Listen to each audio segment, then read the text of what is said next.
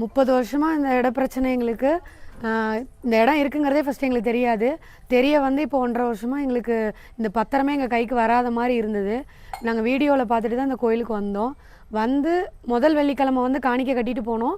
மறாவது வெள்ளிக்கிழமை எங்கள் பத்திரம் எங்கள் கைக்கு வந்துருச்சு. இப்போ மறுபடியும் இடத்த முடிச்சு கொடுக்க சொல்லி காணிக்கை கட்டுறதுக்கு வந்திருக்கோம்.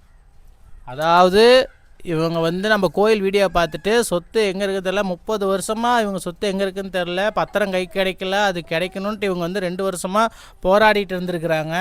அப்படி போராடிட்டு இருந்தவங்களுக்கு நம்ம கோயிலுக்கு வந்து அதாவது 8 நாள்லேயே வந்து பார்த்திங்க அப்படின்னா பத்திரமாகப்பட்டது அவங்க கைக்கு வந்துருச்சு.